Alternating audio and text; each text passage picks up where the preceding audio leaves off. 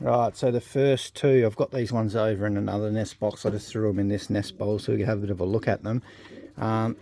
First one's a little bit older, a bit bigger. These are related to, basically I just mixed together all my best performing pigeons from last year. So obviously my second place, third ace bird, and my 7th place in the final. I had the 2 in the top 10, 2 totally different lines. So I said, you know, I'm going to cross them 2 together because they're both exceptionally well throughout the season. And I thought, you know what, cross them together and see what we get. So this is the first time we're going to be testing that type of mix. So far it's proven to be quite good. These two have the gold rings on it. I did have 6 rings, but I actually got 8, sorry. But my mate wanted some so he could race, so I ended up with just the 6 now, which is fine. So we do have the opportunity to get a couple away to the Thai Masters as well. So I may send 4 to Pattaya and maybe 2 to Thai Masters. We'll just see how that pans out. I just want to make sure I can fill all 6 of these rings. We do have a lot of babies, but the heat has knocked a couple out as they're trying to hatch. So we'll see how that goes. But so far these babies are looking really, really good.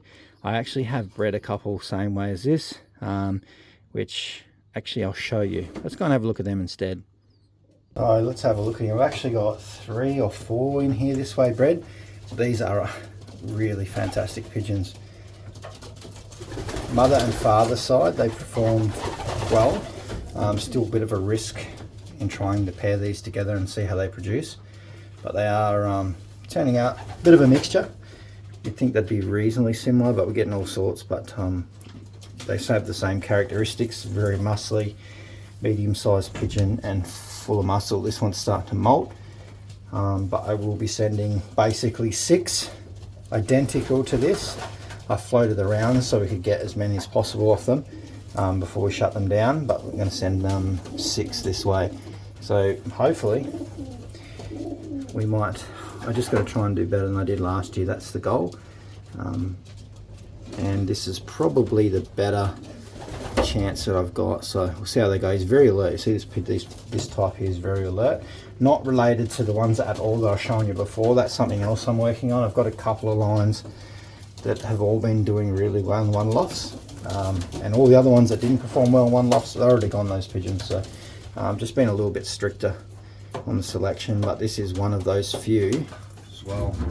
I'll show you. There is a couple there, but I'm just going to keep them ones to myself and test them locally. But this one's a little hen, which is quite nice. Molting as well. So you'll see, I don't want to push these ones this year because this other group that's in here are they are quite nice birds. They're definitely all my better pairings, let's say, in 1-loft terms. So I don't want to push them too hard. I want to make sure that I can actually test them quite well. And she's a smart looking little hen, very alert as well. And you can see she's just all full of muscle. She just wants to move. So pretty excited to test these ones. They might be useless, but who knows. Separately, before you mix them together, they're fantastic. They've got some really good results. So we'll see.